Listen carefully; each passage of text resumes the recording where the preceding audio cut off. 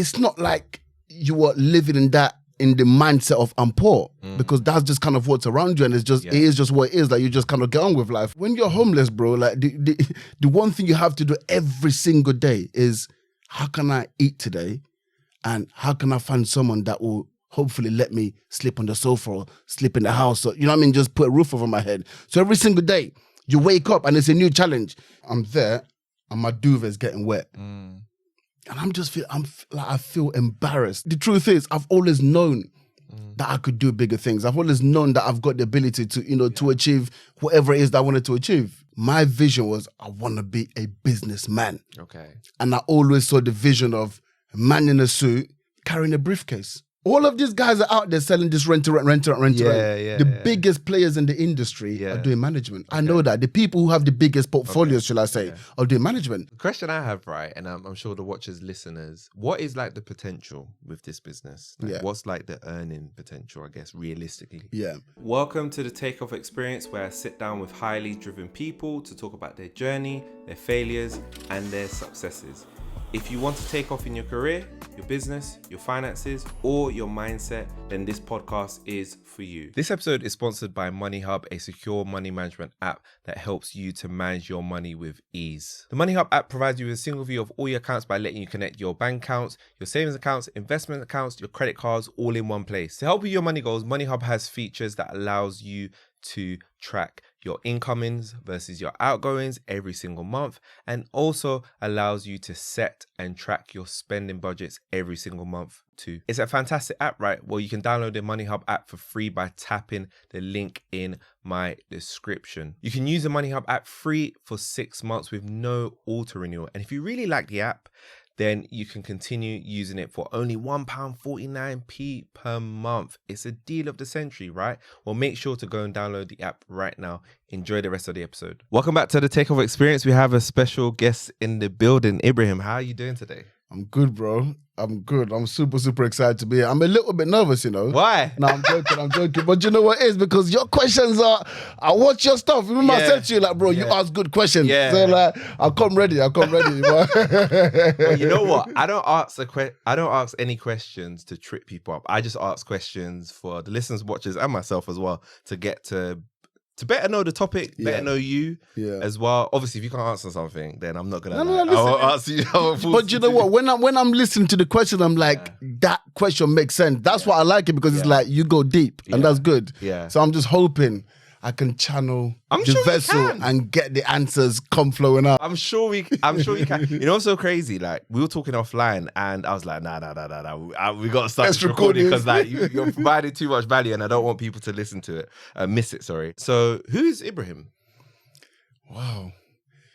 Do you know what? I've done a couple podcasts recently and people keep asking me this, and it's strange because it's not really something that I've ever thought of before or that you think of. But who am I? Wow. The one that I always lead with is I'm a people person. Like, I love people. Just, maybe we're going to get into my background a little bit, but in terms of where I come from and my lived experience, like, just being able to see people, like, I'm one of those people, even when I had nothing, even when I wasn't nothing, and people were thinking, bro, shut up, man, I don't want to listen to you. I just like giving advice. Like, because I just always want to see people achieve and just do things, and any little thing that I feel like I've got, I'll just want to give it to someone. So I think that's me in that regards. But, I'm also a family man. I've now got, my first child, little girl. Congratulations. Thank you very much. 20 months old. She's a blessing, man. She's a blessing. So yeah, it's really difficult to say, like, who am I? That's the way that I view myself is people person and now a family man, which is, I was just speaking to my best friend in the car on the way here, and it was good. He just said, he said, bro, you're family man now, And it's weird, just even though it's been almost 2 years, it's like, yeah, you are. Do you know what I mean? Yeah. So when you say you're a people person, where does that come from? That people, do you know where it comes from? The people person? Maybe a little bit, because if I'm not mistaken, you're Nigerian as well, right? Yeah, I'm Nigerian. Okay, cool. Yeah. So I grew up in Nigeria, and this is the beauty about Nigeria. Even though you're growing up poor, Well, for me, it's not like everyone in Nigeria goes up poor because listen, there's a whole bunch of rich people in Nigeria, very rich people, right? So let's not get that twisted. But I wasn't one of them. We were not one of them. But it's not like you were living in the mindset of I'm poor because that's just kind of what's around you, and it is just what it is. Like you just kind of get on with life. And I grew up in an environment where we're surrounded by neighbors. Our house is where people would come and play football. Yeah. So at the end of the day, we've been to school, we've done all of that sort of stuff. We'll come back, put our bags away, come outside. It's our house. People will come to the play football. Okay. So I've just always grown up around a lot of people. Even my siblings that I grew up with. When I say my siblings, they were like my cousins. Okay. Because I grew up with my auntie and my uncle, but they were like my brothers and sisters because my mum had moved to the UK, the whole immigrant story to try and build a better life and then bring me over. So, my siblings, there was probably about 8, 9 of us. Yeah. So just being around people, being around different personalities, you learn how to, how to maneuver your, big bro is not feeling, just gotta stay away from big bro today, do you know what I mean? And so you learn how to, I guess, navigate around people. I think it probably just kind of comes from that because you got a lot of different siblings, a lot of different personalities, and you kind of learn how to make people happy as well if people are not sort of maybe in the best of spirits and things of that nature. So I think that's where it's come from. But then also, my lived experience kind of moving on a little bit because, there was a period in my life when I was homeless. Seriously? Yeah. Okay. Right. And Tony Robbins says something. He says you take control of your life when you realize that things are happening for you and not to you.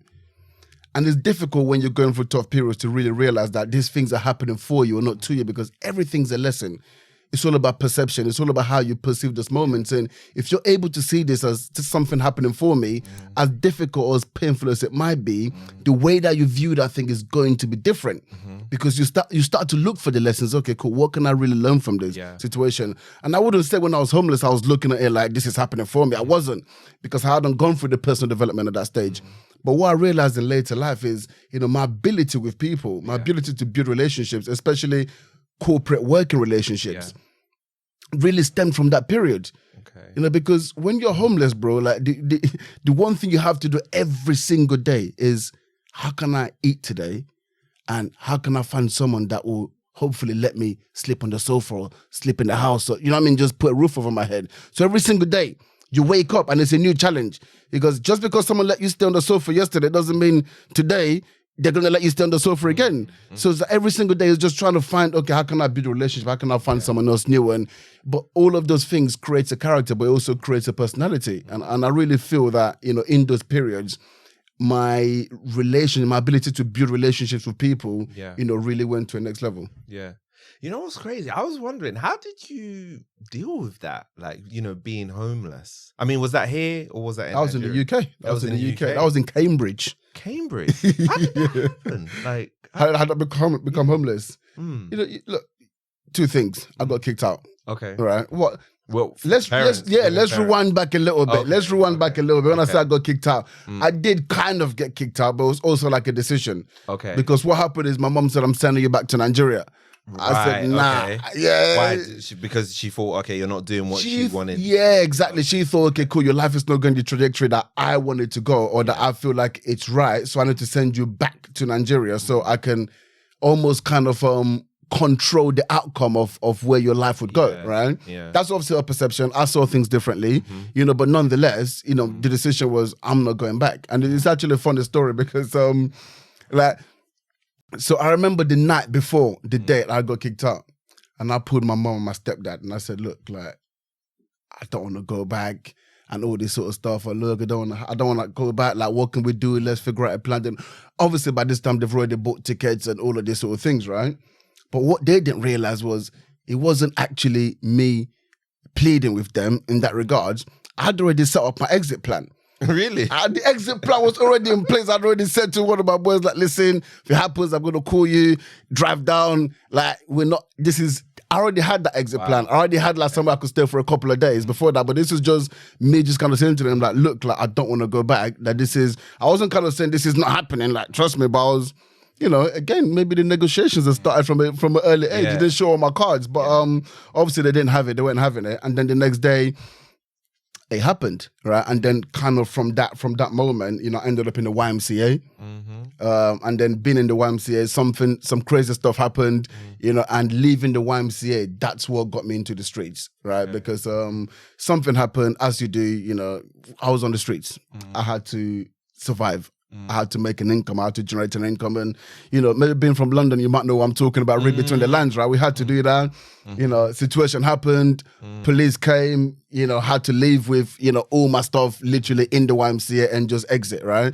And that's really where all that homelessness began. Wow. That's crazy. As you're talking about this and you making your exit plan, I'm thinking, wow, you're brave. You're brave, because some people wouldn't even take that risk. Some people would be like, okay, I'm just give up. I'll just go to Nigeria. So I'm wondering why you were so brave, and also why you had such a strong mindset to be like, okay, cool. If it doesn't go, because obviously you kind of in opposition to. So I'm assuming that you had some kind of idea of where you wanted your life to go, because you were in opposition to your mum, obviously, for it, right?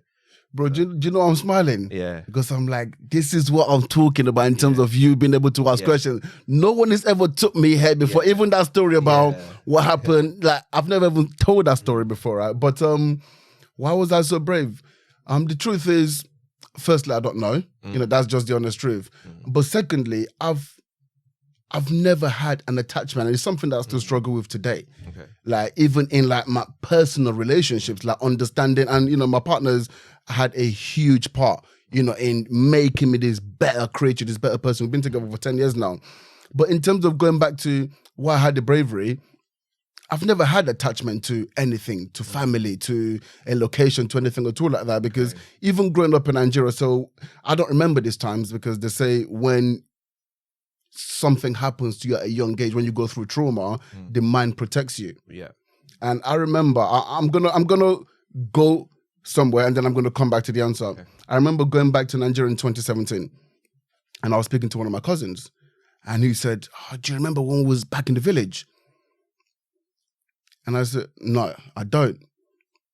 And he was about to reminisce, but I saw in his face, he just paused, and he said, that's a good thing. And then just moved on. And there was like this moment of recognition between the both of us, like, maybe I don't really want to know. And like he was like, I'm not going to tell you anything, but there was a lot of pain. And I've always known this because I don't remember anything about, that part of my life. Okay. Right? Okay. The only image I've got about that part of my life, which is strange, is actually a happy image. And it's me probably about 4 years old, and I've got this rake across my shoulders. So this is in the village in Nigeria, in Edo State, right? And we're walking to the farm, like my grandma's farm. And I just remember being really happy. And that's really the only memory I've got of those times. But so my mom moved to the UK. This is me assuming, right? I don't really actually know this story. My mom moved to the UK, and then she left me in the village. And then in the village, I'm moving from place to place. Again, there's no attachment to one, particular household, right? Okay. So I'm moving around like that. It's when my auntie came to the village, and she said to me, she told me, she saw me sleeping on a concrete floor, and I'm like curled up like this, and I'm just like cold. And she said the state of me, like she just started crying. Right? And then she called my mom and said, like, please let me take him. Right? And then that's when I moved to Lagos. And then I lived in Lagos for, a few years, like 5, 6, 7 years, before I then moved to the UK. And then the UK, I'm here for like 2-3 months or 2-3 years with my mom. And then I'm in a situation where I'm about to leave again. So for me, there's never been that, so I guess I didn't have that fear of another movement, of another insecurity. That just wasn't there. That makes sense when you're describing it. And I'm sure for you as well, you're connecting the dots as well, thinking back like, okay, this is why for me, I've done that already. Yeah. I've been through it. I've, rightly or wrongly, I've already got the experience. So that's why I'm going to, do what I'm going to do. So, okay, so you mentioned that you went to the streets, right? Did you go to college at any point? I did. So okay. I was at college when this happened. Okay, when I got kicked out. Okay, cool. Did you end up going to uni or just going into work? Not at this point. Later on. Okay. After the homelessness, after all of that, this was sort of like my path back. Okay. Path back. Cool. But so I did go to uni after that, but not at this point. So this point was just, homeless, you're, living mouth to mouth, and, sometimes maybe you might get a job, and then obviously that instability is just never quite right. You can never really make it work. So it was that for a few years. Cool. How did you get yourself out of it? Get myself out of it. Yeah. Okay, cool. I always tell this story. So this one is fluent. Okay. Because I know the exact date, right? It was in October 2006. I'm literally in this garage, right? And the normal garage where, you put your bikes in there, your boxes, your bags and all that sort of stuff. And just to the side, you've got cardboard box on the floor, you've got a duvet. But on this night, it's in October, it's raining, it's dark, it's freezing, it's windy. And there's just a little gap between the floor of the garage and the door. And the wind is blowing the rain in. And now I'm there and my duvet is getting wet. And I feel embarrassed. I'm ashamed because you could smell this duvet. It's like it's got this musty smell, right? You're looking at your environment. You're looking, when it's almost like having an outer body experience. I'm looking and I just feel embarrassed. I feel ashamed because the truth is I've always known that I could do bigger things. I've always known that I've got the ability to, to achieve whatever it is that I wanted to achieve, but the reality is everything that I had done in my life up to that point had gotten me to where I was, right? And I'm homeless and I'm in this shed. And that's when I made the decision. I said, this is not going to be my life. There was no one in my ears. There was no moms. This is me saying, this ain't it. The breaking point. This was the breaking point. This was it.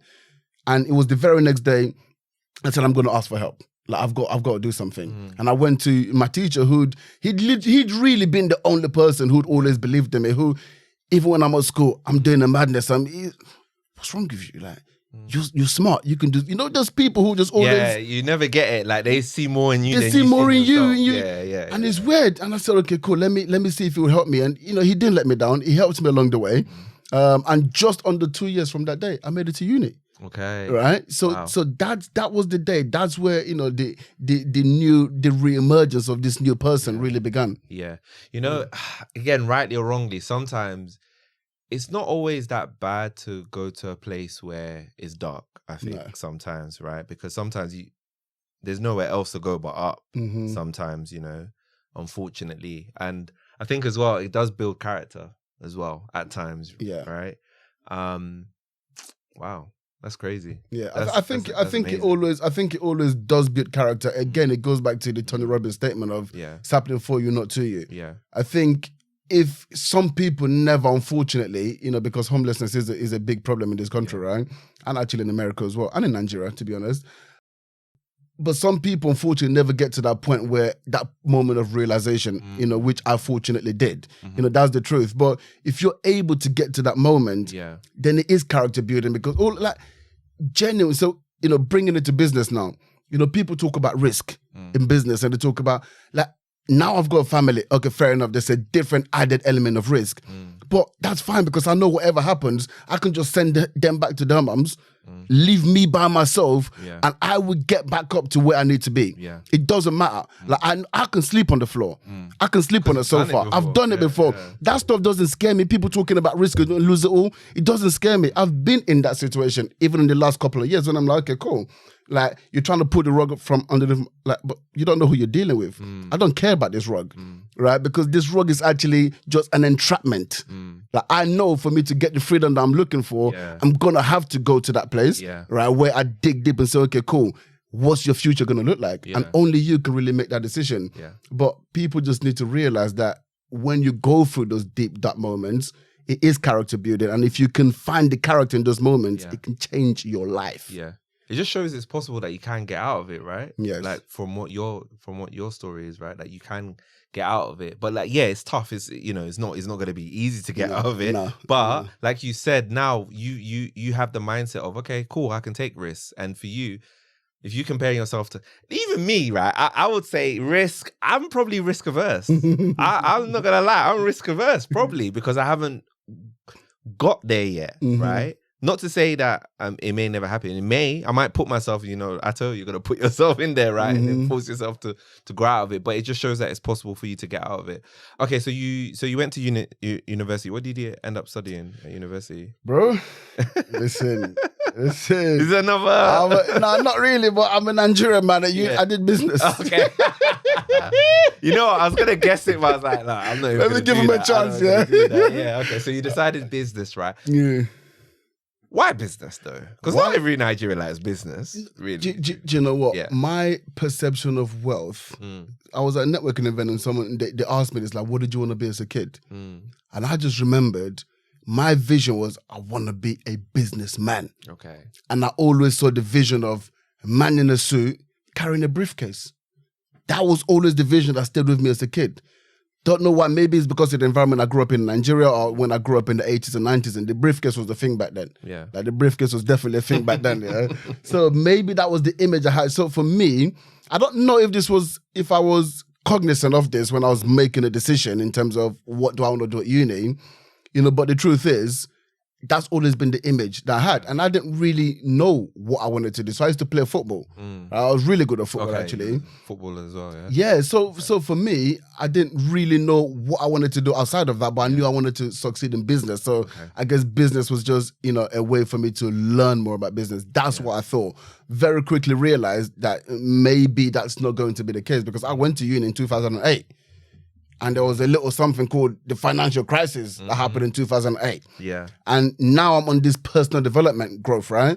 And I'm reading books and I'm listening to podcasts and these people are saying, listen, go out there and make your money. Go out there and learn the skills, right, that you need. So I'm looking around, I'm thinking, okay, we've got this crisis. I'm learning business. Maybe I need to go out into the world and actually learn business. Yeah. So I dropped out of uni. Okay. Again, this, willing to just risk business, right? Just willing to say, okay, cool, let me back myself and go make it happen. Yeah. And, what I did, because the one thing when you're homeless, I don't just put this to the homelessness though, because the truth is, growing up in Nigeria again, I've always connected wealth to property. Yeah. Always, because the richest people, bro, have you been to Nigeria? Yeah. You see the houses? Yeah. People think they have big houses here. It's there are laughable. people having mansions. Listen, it's the gates. It's mad. And I remember one time walking, I don't know if I was walking back home or walking to the shop, and I remember this guy in his car, this is in Nigeria, in his car, he pressed the button and the gate opened.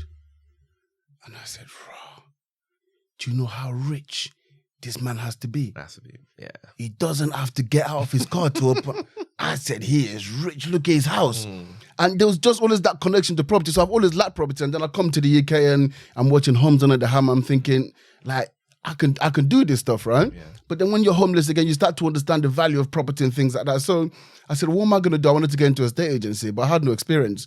So I just printed out my CV and I just went around to every single estate agent on the high street of Southampton and just one after the other, they all said no. Yeah, they were like, bro, I didn't realize that I was coming across as ignorant, as arrogant. Because you got to understand the journey that I'd been on. Yeah.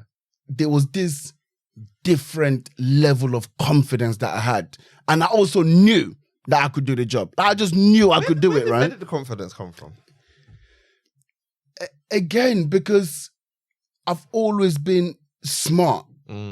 Just kind of going back to even in those periods when I wasn't performing at school, I always knew I had the ability. I never looked at anyone as being smarter than me because really when it came to it, I knew that I could compete at the same level as them. I just wasn't applying myself.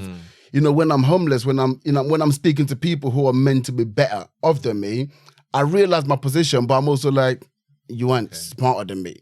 I've just always had that. I don't know where it's come from. I've just always had it. But again, when I needed to get myself into university, I did it, no problem. Okay. So I've known like I've got the ability when I want to switch it on. Yeah. But with the property thing, I just knew because like I had this. It was a passion. Yeah, because I knew like property can make you money. Yeah. And I knew like I can do this stuff. And I've been watching Homes Under the Hammer. Again, it's not a good barometer, Homes Under the Hammer, but just watching it. I'm like, these people are like, I can do this stuff, right? I can do this. Yeah. So that's where that confidence came from, but it was misplaced when I was applying for this roles because I didn't have the experience. They don't know what I know. No one can believe in you more than you believe in yourself. That's another thing for people to take away. Yeah. No one can believe in you more than you believe in yourself. Yeah. You have to know, you have to have the ultimate belief in yourself for anyone else to even have 100%. The confidence, in you. Yeah. Right? And that's where, some people might go wrong. But the second to the last person, he sat me down. this was a franchise. He said, look, I've just started. I can't hire you. I don't have the capacity to do that. But he sat me down and spent about 30 minutes with me just telling me everything that I was doing wrong. You sound cocky here. This doesn't make sense. You don't know what you're talking about here.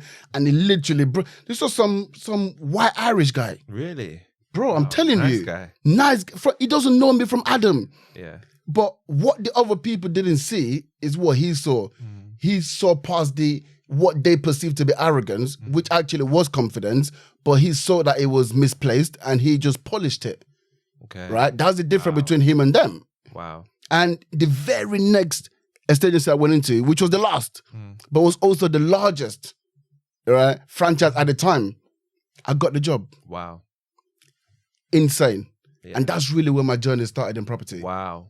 That's crazy. And you know, that happening, it just shows you how important sometimes it is, even though you wouldn't classify it, a mentor, right? 100%. Basically, it was a mentor 100%. that you didn't ask for. Yeah. He just kind of was like, look, I see this, you know, young guy, looks like he's very driven. Let me help him out. Yeah. Let me help polish him. Let me put him on the right path. And then, look, it worked out for you. Because let me tell you a story, bro. This is insane. So when I left this, I was working for I was consulting for them, the second largest, property education coaching company in the UK.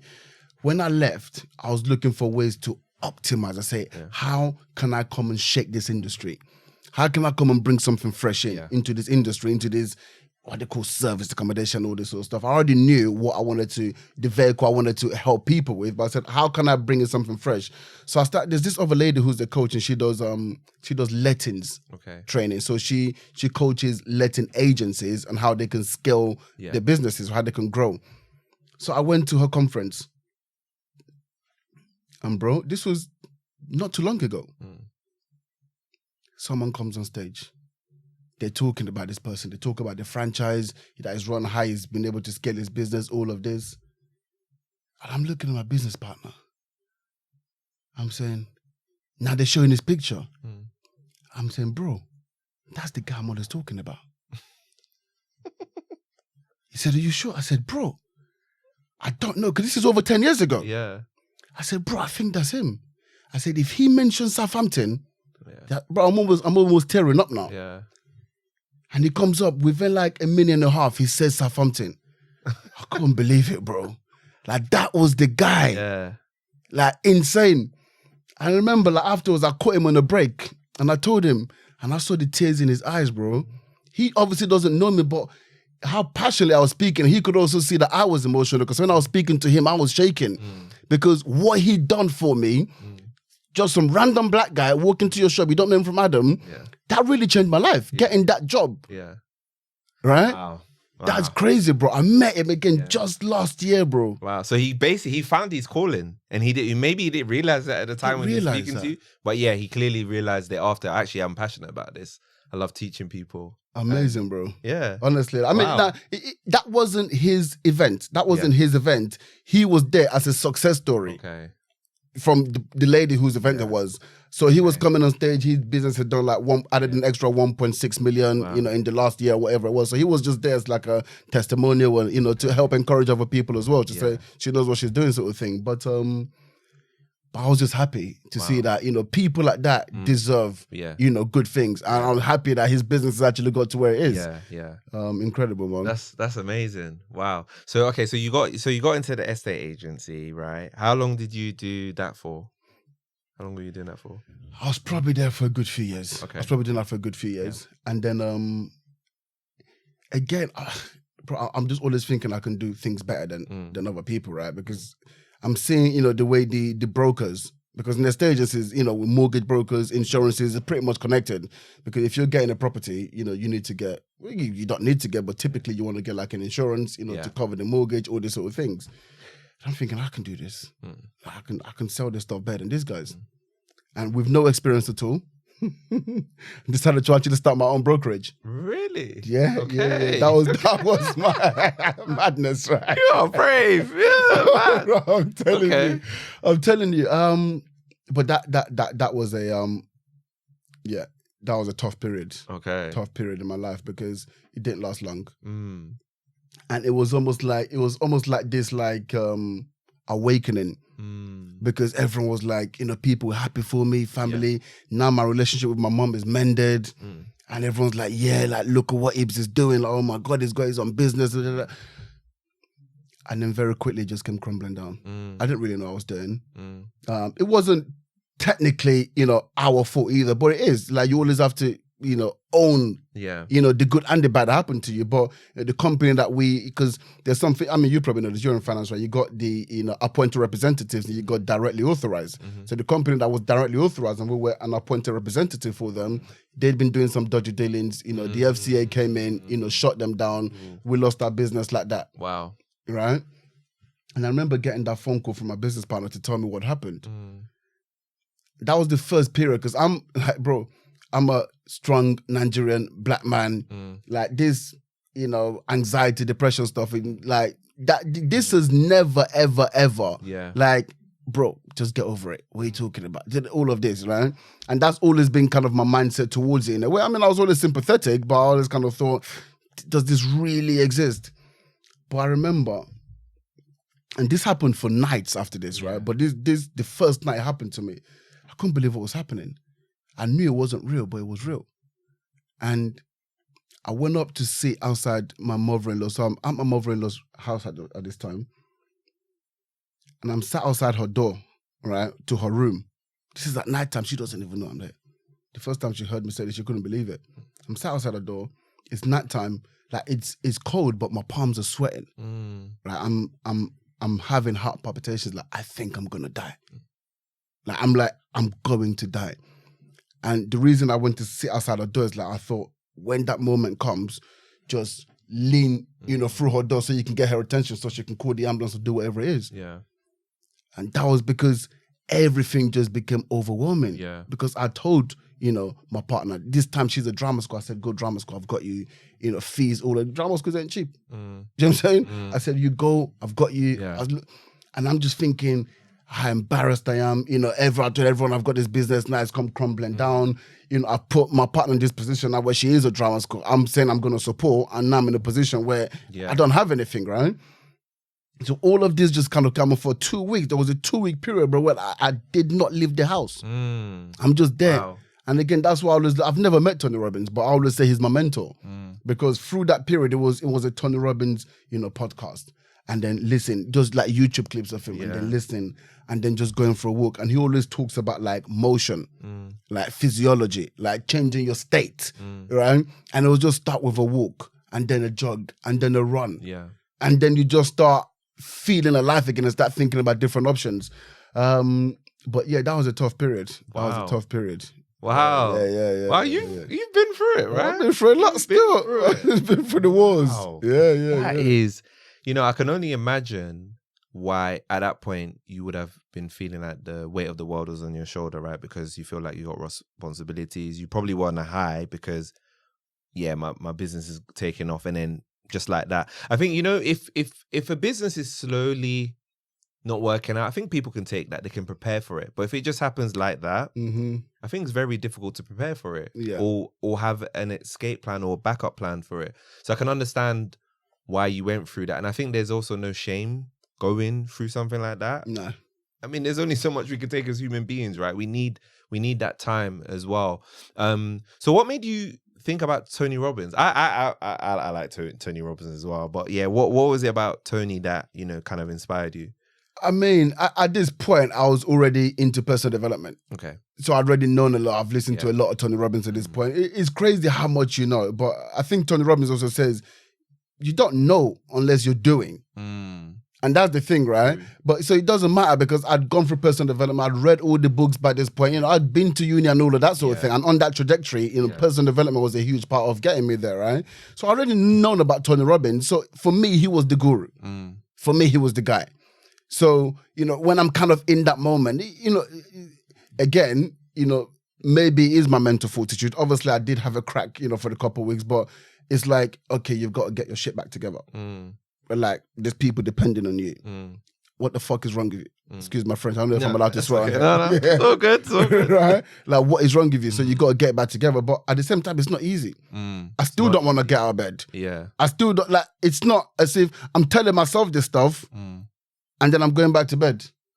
Do you know what I mean? Because it's not easy, bro. Like you might be aware of what needs to happen, but doing it, you know it in theory, but to get yourself to have the energy, because I can imagine maybe you were even burnt out at this point, right? 100%. You just gone, 100%. you've been there before, you've now built yourself to a good place, and now it's coming crashing again. You're like, do I have the energy to? Sometimes, you know what, you need to rest. Sometimes you just need a bit of rest. That was what happened. To Yeah, come I had back. a 2 You know week what I mean? rest. Come back strong, right?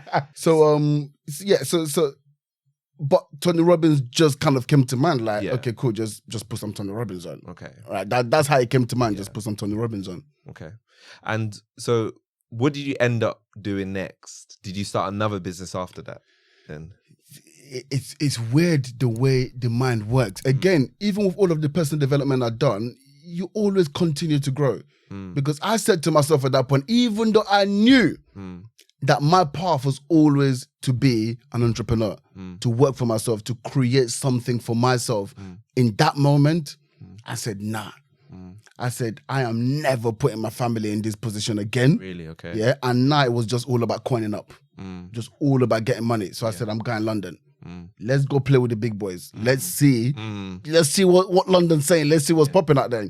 And that's really when it started. That's when I went.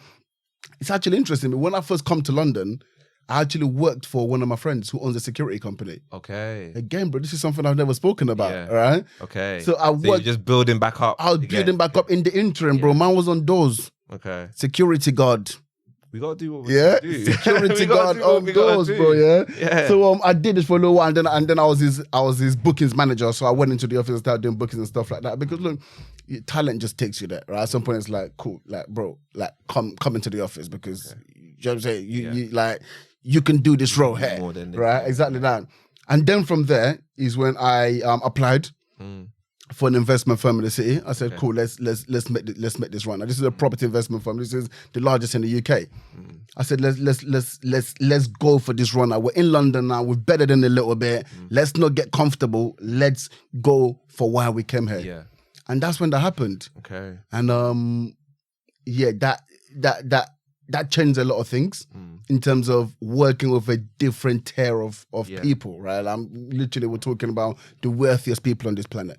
Like crazy, Saudi Arabia, Dubai, Australia. So you think about, we're literally working for all these people. And it was good because you got to think about where I was coming from. I'm being in this place again where, you know what I'm saying? Like, you got back to the top. Listen, I'm feeling good and I'm working hard. I'm grinding, I'm busting myself and I'm wanting to be the top player. And I was, in all honesty, kind of going back to that power of networking. Because a lot of the things that we were doing was the ability to network with people, ability to build relationships. And it goes back to those periods of being homeless. I didn't realize it at the time, but it was building me for these times. Because that was the key thing. People just wanted to work with me. If they spoke to me once and someone else called them, nah, where's Ibs? Right? Like they wanted to work with me. So that was, first of all, a great feeling, but also meant I was making a lot of money. But again, bro, like for me, going back to when you're working for someone else, ultimately, they have the control. 100%. They have the control. And what happened in 2021? Big thing, COVID. Okay. I get a phone call just like any other day. And that's what I said to people, like, you got to cherish like your loved ones and you got to just live life again. You got to give yourself the opportunity to live life to the fullest because tomorrow I'm promised to no one. It's not promised, 100%. So I get a phone call, like my mum. She's been rushing to hospital. She's in intensive care already. Like she's, the only thing keeping her alive is a ventilator. So now, like, obviously my head's going crazy. And being Nigerian, I'm the eldest. Like, it's my job to look after all the younger siblings, right? You got this calls coming in from Nigeria. Everyone's trying to find out what's going on. While at the same time, I'm trying to process how I'm feeling emotionally about all of this. So I called this guy and I'm like, look, like, I've got to take some time off. And bro, I'll never forget the way they made me feel. They actually had a problem with that. Bro, they had like... This is the problem sometimes, man. And I just said to myself in that moment, like, I'm done. I'm done. Because you know how people talk about, people always say like, the system is broken. I think they've got it twisted. I think they've got it the wrong way around. Because what I realize is the system is not broken. The system is working perfectly fine for the system. Yeah. And if I wanted a change, it was me who was going to have to make that change. 100%. Because they weren't going to make the change for me. They're not going to turn around and say, okay, you know what? We're going to give you everything that you want, the freedom, the time, plus the money. We're going to give it to you because that's what you want. That's never going to happen. And you know what? If I drop dead tomorrow, I'm just a spoke in that wheel. They remove that spoke, they put a new one in, and the wheel just keeps turning. Yeah. That's how it's designed, yeah. That's it. That's it. That's the reality. And I had that realization right then, and I said, you know what? I've got to do something different. I've got to do something different.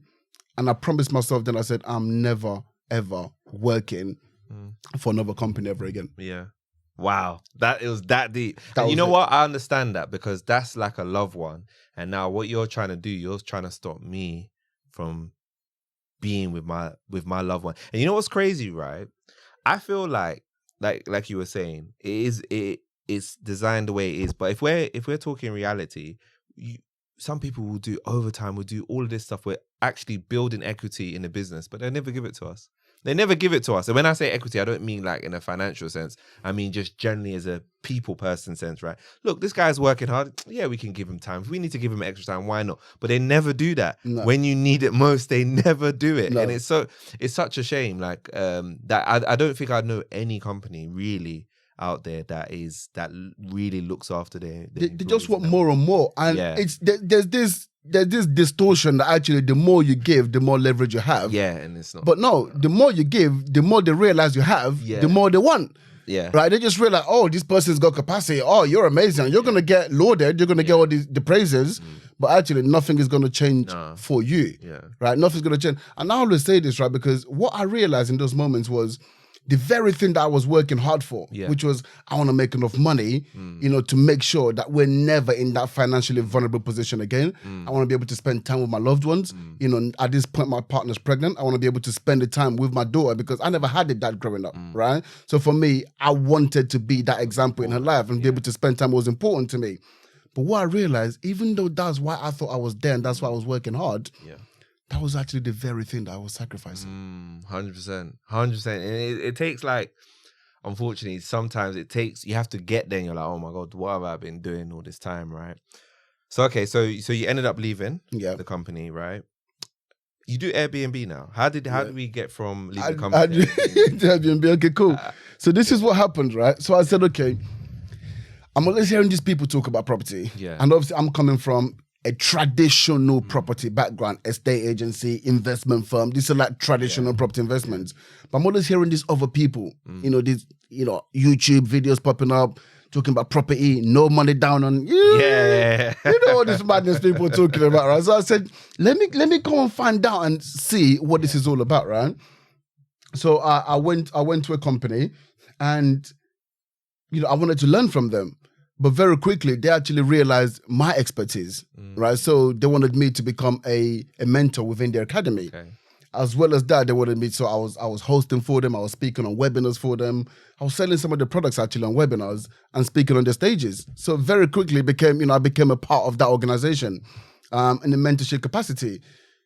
What I realized though was, so if we look at the people in the room, 85% of the people look like me. They look like you. What I mean by that is they're black, right? And I'm seeing these people spend tens of thousands of pounds. I literally mean that, by the way. The top package is £30,000, right? And someone could spend that for a year's mentorship, and not someone, countless. Like, bro, at this stage, I've seen thousands of people come through. We're doing 2 boot camps every single week. So 2 boot camps, on average, you get 30, 40 people in each one of those, right? Wow. Every single week, and we're doing 2 of them a week. And people spending tens of thousands of pounds. Millions. Wow. Yeah. Millions. Oh, millions. Yeah. I mean, the company was doing over a million a month by the time I left, right? Exactly that.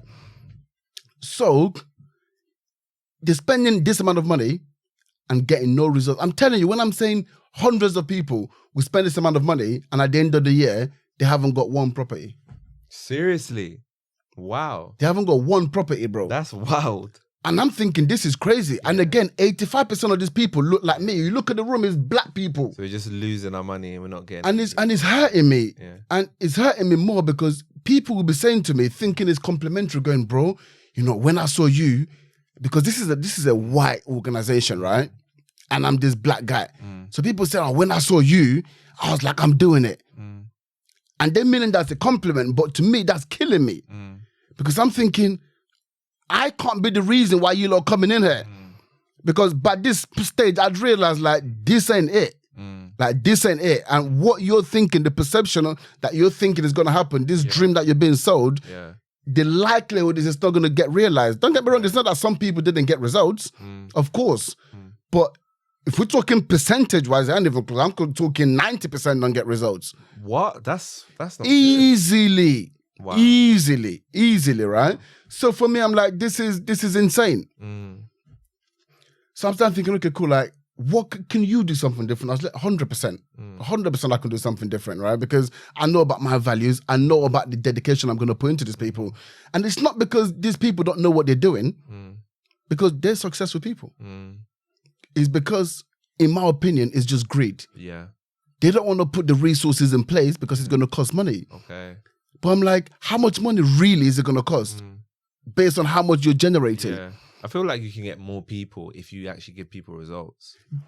You know, bro, you see what you've just said there? Yeah. This is not a novel idea. Yeah. But every time I talk about this, it sounds like it's a novel idea. Because for me, I want to grow the largest coaching company in the UK. Yeah. And the reason that is going to become that is just because I'm going to get people results. Yeah. If you get people results, it's a no-brainer, It's going to speak for themselves. I haven't got the same budget these guys have, but I don't need it. Yeah. Because the people who I'm going to be getting results for are going to be singing my praises up and down the country. Yeah. And that's the way that I see it. So for me, I said, I've got an investment background. It's not easy for someone who's just brand new, even though these people will tell you, get no money down. It doesn't matter if you got any experience or not. I understand it isn't easy, right? With completely zero experience. So I said, how am I able to help someone though who wants to get into property? Because it is lucrative and there are many strategies where you can make money through property. So how can I help someone with no experience make money through property? So I'm thinking, okay, cool. What strategy can anyone just do? Now the industry calls it service accommodation, which no one knows what that is, but I just call it Airbnb. People understand what Airbnb is. So again, language is important. So we'll call it Airbnb. So I said, okay, cool, I can do that. That makes sense. But then the way the industry does it is they do this thing called rent to rent. So what rent to rent is let's say you're a landlord. I'll come and rent the property of you and I'll say, bro, I'm going to give you guaranteed rent. Your rent is going to be guaranteed. We're going to sign a 36-month contract and your rent is going to be guaranteed every single month. But hang on, when you say it's a guarantee, why is it a guarantee? Is it backed by insurance? No. True. It's not backed by insurance. So what makes it a guarantee? You telling me you're going to do it. Okay, cool. Well, I've got a tenancy agreement here. That also gives me the same guarantee because they've signed a contract. So why is yours any more guaranteed than theirs? True. Okay? So for me, that just doesn't mean anything here or there. The other thing they said is there's going to be no void periods. Okay? Which means in that 3-year period, you're not going to have a tenant moving out and maybe for a week or two, you're not going to get rent come. Okay, cool. That's fine. That's valid. But nonetheless, to do that strategy, you need to have deposit. You need to have first month's rent. You need to have good credit. You need to have, if you haven't got good credit, you need to have someone who's willing to be a guarantor for you. Okay. And I said, okay, cool. How can you help homeless Ibs? Because he didn't have no money. He didn't have no credit. He definitely didn't have no guarantor. There ain't no one who believed in him. Even when he was getting his shit back together, no one believed in him, to be a guarantor for him. That was way too big a risk, right? So how do you help that guy? How do you help that girl? So I said to myself, how can I eliminate the need for all of those? But why don't we look at management? Right, okay. Why don't we look at management? Okay. Because from what I know, even all of these charlatans, bro, listen, I'm a bit smoky today. Yeah, I'm a bit smoky. Yeah. No, but all of these guys are out there selling this rent to rent. The biggest players in the industry are doing management. Okay. I know that. The people who have the biggest portfolios, shall I say, are doing management. Okay. Because it's easier to scale. Yeah. But they're not saying this because it's, in their opinion, it's a tougher sell because you can't tell someone you can make £1,000 per deal. But actually, it's it's short hindsight. They don't have vision. Yeah. Because all of these barriers they're putting in the way means it's difficult for these people to get deals in the first place. Yeah. Because the sale to the landlord is not that sexy. Yeah. Whereas if a management sale to the landlord, where you, Mr. Landlord, you're actually going to make more money. Yeah. Okay. So we're going to manage this whole process for you, because the reason that guy's offering you guaranteed rent is because here's what he's going to make. Here's the numbers. Here's what he's going to make. But instead of him doing that, because you've worked hard your whole life, you've invested in yourself, you've bought that asset, not to make him money, he's going to make more money from your property than you are. Right? But what we're going to do, and the only reason you would do that is because you don't understand how to manage this process. Yeah. We're going to come in and do that for you, and you just pay us a management fee for doing that. Okay. You know what? Explain, to make it clear for the listeners, watchers, what's the difference between managing a property, and renting a property? Perfect. Yeah. First of all, when we say management, it's not like an estate agent. We're not just managing the property. Yeah. Hence why we're going to get paid big bucks. Yeah. We're not going to get what an estate agent get. We're going to get double what an estate agent Okay. get for managing. Right? Absolutely. But also, we're generating 4 times what an estate agent would generate from that property. So we're going to get paid double the 4 times figure. Okay. So we're making money. We're making change. Right? The difference between rent to rent is the rent to rent is going to come to the landlord. We're just going to rent the property off you. Now, in the agreement that we're going to sign, you're going to give us a clause in the contract that allows us to sublet the property, which means we can essentially do what we want with the property. We can rent it to someone else. We can do what we want with it. So what they then do is they then put those properties on Airbnb and they generate that extra income from the property. Yeah. Right? Like I've just said, typically 3-4 times, the same revenue. So that's what they're doing. And then what they do after all of their costs, so once they pay their rent and all that, then they get to keep the profit. Yeah. What we're saying to the landlord is, okay, cool. We're going to generate this money, but this is all yours. And we're just going to take a management fee for it. Right. So you get them to do the rent. You do the rent to rent for them, but take the fee. We do the management for them, but as so well. they get the benefit of the actual uplift. Okay. Ah, that's smart. Yes. Okay. Exactly that. So But you what kind of turn their thingy into an Airbnb, manage it, and then you take a fee of that. Exactly that. Right, so win-win for both parties. Value proposition. This is Yeah. the difference. This is Yeah. why my students are able to scale at a rapid rate. That makes sense. That Thank makes you, bro. sense. Yeah. It's not rocket science. It's just when you're not greedy and you actually want the best for people, you're going to tell them what makes sense. I never thought about it like that's true, because if somebody came to me, he's like, look, Atto, we can increase your income by 4 times, but just give us a fee of this. I'd be like, yeah, sure. Why not? Of course. I'd be like, yeah, let's do it. right? Yeah. I haven't even spoken about the legislative benefits. Yeah. The tax incentives given by the government for when you use your property as an Airbnb. Yeah. So now all of those incentives are completely signed away when you sign that agreement, the rent-to-rent contract, because it's no longer used as an Airbnb. It's just a tenancy agreement. Okay. Even though your property is being used as an Airbnb, you don't get the tax breaks because you've just got a tenancy agreement signed with me. Yeah. Yeah. Wow. That's crazy. It's insane, right? It is. So this is why our students are able to scale. Yeah. So for example, I've got a couple of students who've been at some of these organizations. And, one of them, for example, it was with this company for over a year. Secured 2 properties. He's been out for 6 weeks. So my coaching program, which hasn't actually launched yet, but I've got about 10 students in it. Almost as a test case, because I want to get the results and use the results to launch and show people like, this is what's happening. Been for 6 weeks. After 3 weeks, secured his first property. The week later, secured a second property. Right. And just yesterday, he just posted in the group, he just secured his 3rd property. Wow. In 6 weeks. Wow. He secured more properties than he did in over a year. Wow. That's absolutely insane. Exactly. Wow. Exactly that. Wow. Value proposition. Everything's all about win-win. Like, what's in it for the landlord? Wow. Okay. So how do you start an Airbnb business? You don't have to give us complete details, but how does someone start? I'm not one of those people who I'm not gonna give away the secret. I don't care. If someone can go away from this, bro, just message me and just give me the big ups. Yeah, just it was after listening to the Savvy Wallet podcast. Yeah, but if someone can go away, listen to this, start generating income, bro. I'm happy. I'm happy. How do you start? The first thing is you've got to analyze a location. Yeah. And that's the beauty of our business. We're able to pre-analyze a location. So we can determine if a location is even worth going into before we go into it. So we don't have to risk or have any guess games. Okay. So we can pre-analyze, okay, cool. So what numbers can we generate from a 1-bedroom, from a 2-bedroom, from a 3-bedroom in this location? And if it works, then fine, then we're going to go into that location. So that's the very first thing you got to look at.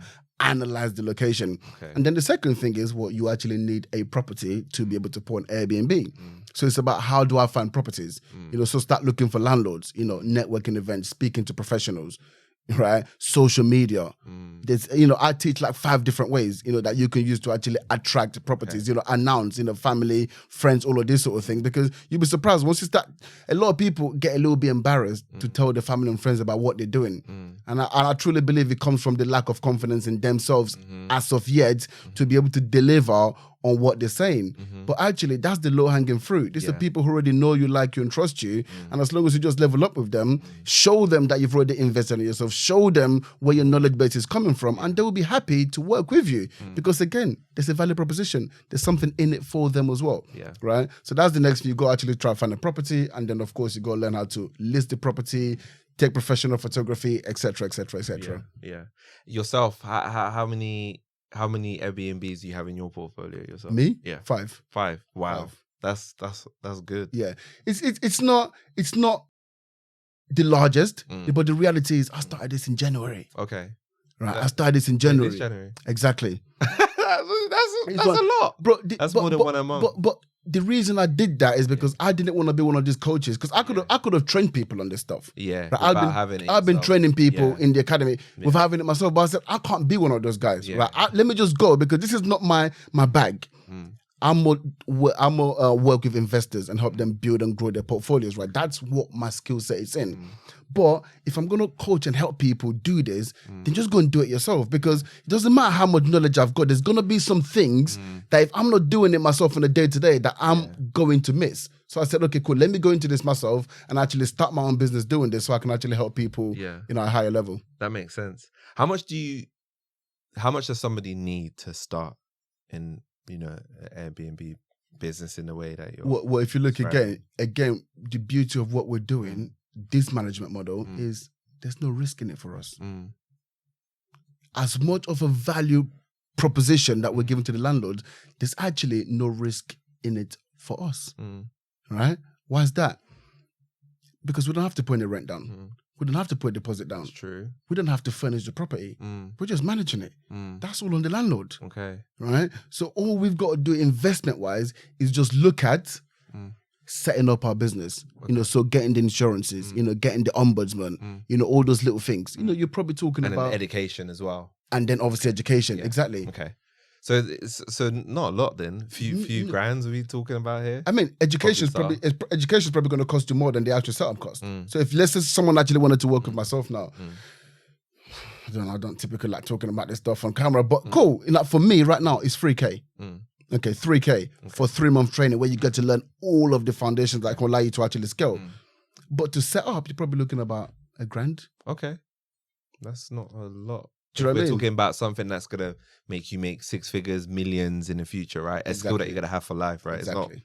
It's not a lot as a startup. I mean, uni students, what they pay now, $9,000 per year. Per year, bro. Actually, I think most of them are that's $9,000 thingy, and then I think it's like another 3 or 4 for like to live. Yeah, the living, the thing. So it's about 12 years, about 36. They're walking out, exactly. They're walking out with silly debt. Yeah, silly and they're debt. not getting a 6-figure job. And there's no guarantee. There's no yeah. This is the thing, right? So that's how people go look at mentorship. I've spent tens of thousands of pounds on mentorship. I really have, and that's why I'm a big advocate for it. Because if you're going to do something, it says success leaves clues.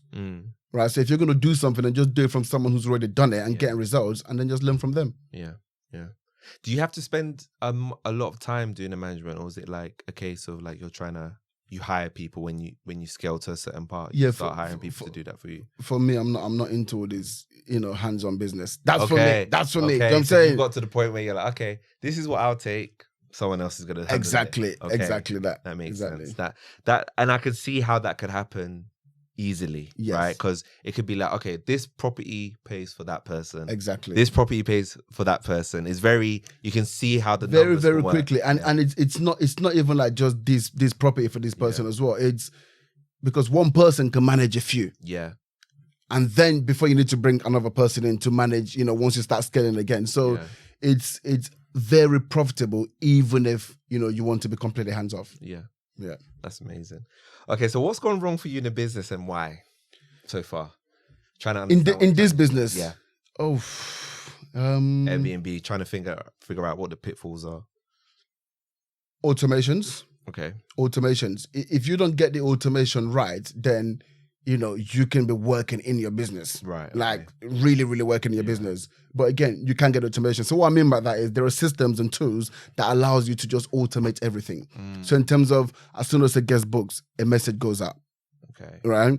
They make the payments, they put the deposits, they tell you the names of the guests, all of this sort of things. So all of that's where they sort it out. And then there's the check-in information. So where's the parking? How do I access the property? What's the code for? Okay. If you haven't got all of that sorted, then guests are calling you. You know what I mean? Yeah. And I remember, let me tell you a story. What happened one time? This is at 12 a.m. in the morning. I get a phone call from a guest. They can't get in. That's a nightmare. I'm bugging. It's 12. I'm thinking, am I going to have to leave my bed? And drive to this property. This is the one in Elephant and Castle I was telling you about. I thought, surely I don't have to do this. Luckily I don't, because again, if you got the right systems in place. So, and the reason being is we've got this coded system on one of our properties where it's a digital access. So they literally punch in the code and then it opens the door. But the system had a glitch and it was sending out the wrong code. Wow. So they didn't have a code. But I was able to remotely open the door. Okay. So from my laptop. Right? Exactly that. So luckily I didn't have to get out of my bed, but yeah.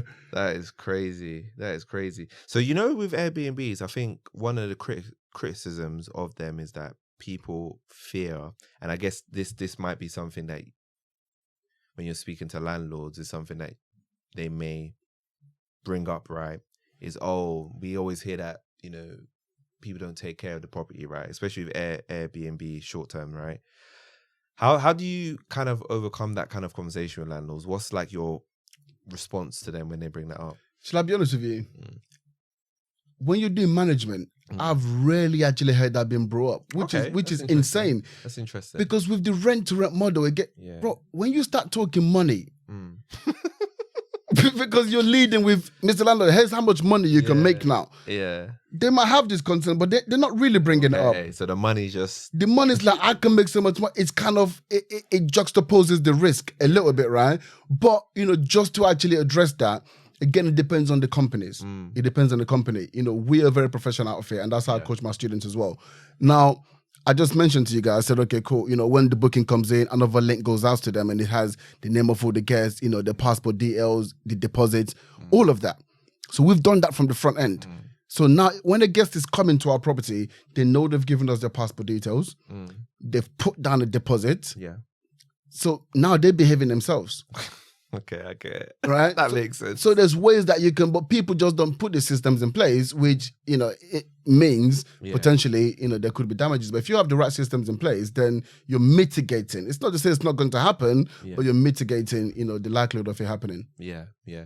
So the question I have, right, and I'm sure the watchers, listeners, what is like the potential with this business? Like, what's like the earning potential, I guess, realistically? Yeah. With this. In all honesty, I'm at 5. I got to 5 within 2 months. Okay. Wow. I could scale more than that. Yeah. I've got a huge focus on the coaching side of things. That's really what I'm really driven by, because I come from this environment. I see what's happening. If I want to scale beyond that, I can scale. But even from those 5, now, granted, my 5 are in London. So let's just put a caveat to that. They are in London. So, typically you're going to generate, especially where our properties are, you're going to generate more of an income. But they bring in over 5K a month. Wow. That's not like my... That's good. Main source of it. So we going 10? This is what I'm saying. Start numbers. This is what I'm saying. So in terms of what's possible, you can easily generate in, anywhere from, 15, 20K a month, from this. And this is from about, 20 properties. Yeah. Wow. That's impressive. Yeah. That's very, very impressive. And the beauty about this, again, where this is different from the rent-to-rent model, is you're doing this without liability. Yeah. That's a good thing. Like I said, I was speaking to you offline, like, not a lot of people, You're the only person I really know that talks about Airbnb in this way. I think it's people are sleeping on it, in my opinion. Right? Yes. I've never really seen people talk about rent to rent, buy to lets, flipping and stuff like that. But I've never really seen anybody talk about Airbnb. There is another thing, right, that some people might be concerned about, right? Governments, regulations. You keep on seeing all this stuff in the news. Does that concern you at all? Yes and no. Yeah. Yes and no. I'll say no. Yeah. Because the government talk. Okay. But they don't walk. Okay. But this is just the truth. They do a lot of talking, but they don't walk. Yeah, that's true. On the flip side of it, I'm convinced that regulation is coming. Okay. I'm convinced regulation is coming. But that's why I keep saying to my students, grow now. Grow now. Okay. It's something that even I've started thinking about now. I've literally gone over 5 properties in the pipeline that I'm going to bring on in the next 2 weeks. Okay. Because now I'm actually thinking to myself, well, actually, you know what? This isn't a business that I wanted to grow, but now that I'm in it, and now that I'm coaching every single day, and I'm seeing how, because where I've built those relationships and people are offering me properties, now I'm like, making money. bro, you might as well just, you know what I mean? Just scale it up, and you've got a team there now anyway, so it's not like you have to do it, just scale up. So yeah, definitely I'm going to be doing that, because I'm saying to them, the people who understand what's happening in the marketplace right now, because the shift up in the marketplace is interest rates have just gone from, the base rate has gone from 0.1% to 4.25%. I don't think people really understand what that means. Yeah. That's huge. Yeah. What does that mean for landlords? It means their mortgages has oftentimes doubled, but they can't come to you as a tenant and double your rent.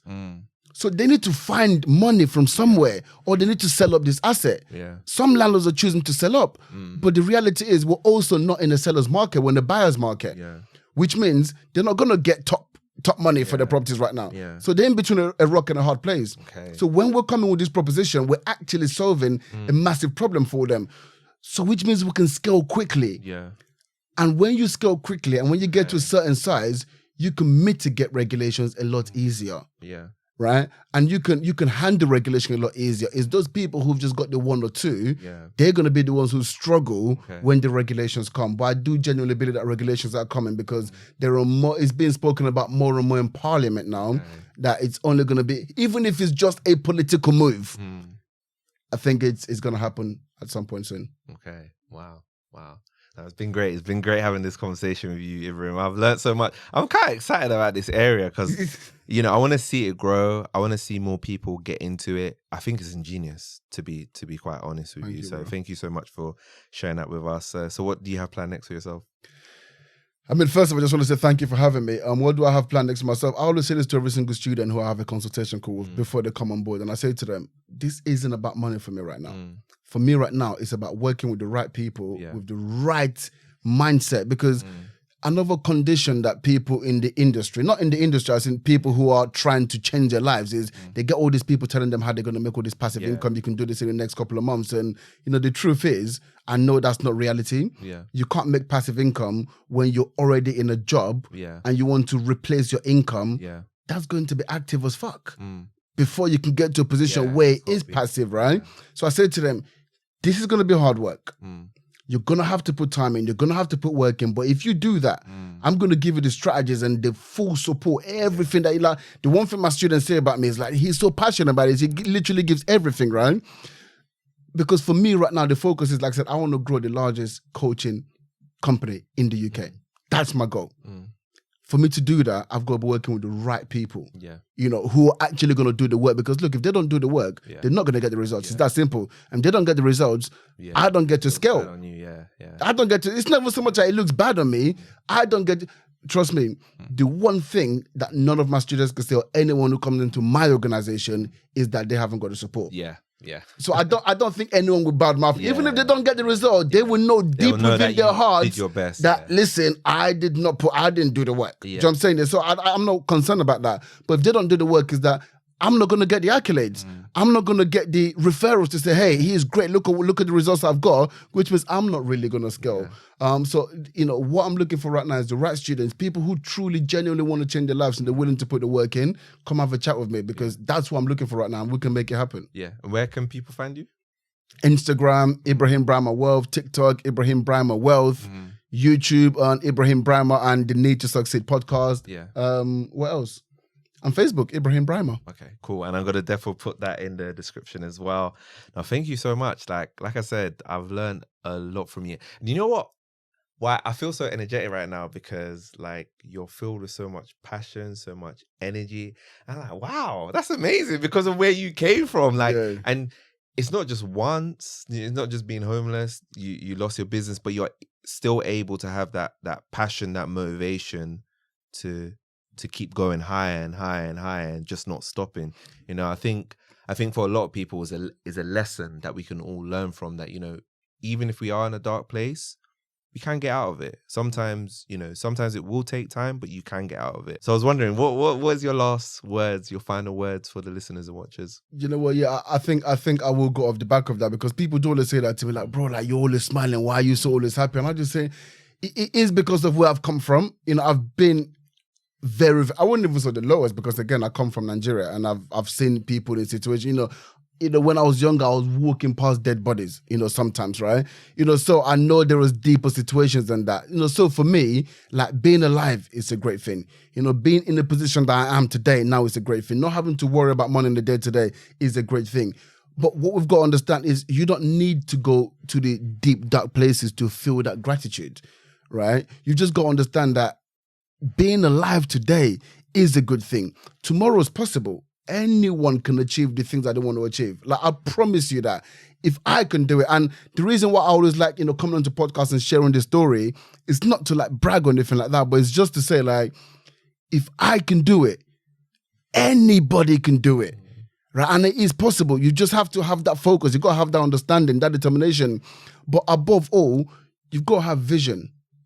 You've got to be able to see that it's actually possible. Because I always say nothing in this world has ever come to pass without first being conceived up here. Yeah, 100%.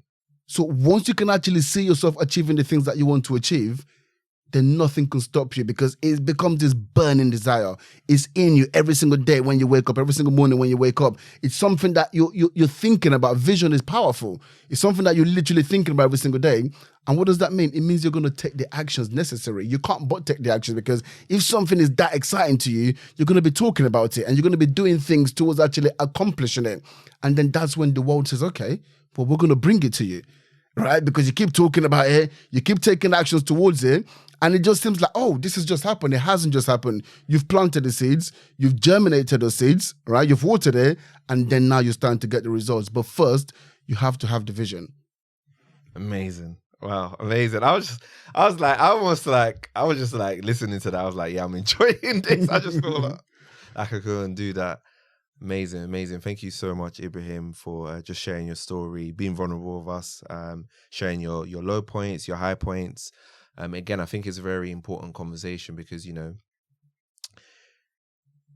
we can't get to a certain place in life without the education, right? Which is what I'm trying to do here on the podcast. Not just educate, but also inspire and keep it real. And I feel like we hit all three of those points on the podcast today. And, you know, I might be coming to you about Airbnb soon. We'll see. I have to do that. Watchers, a little listeners. savvy wallet discounts. maybe, yeah. We'll talk about that offline. Oh, man. Watchers, listeners, I hope that you've enjoyed this episode of the Takeoff Experience. Really appreciate you watching. We'll see you next week's episode.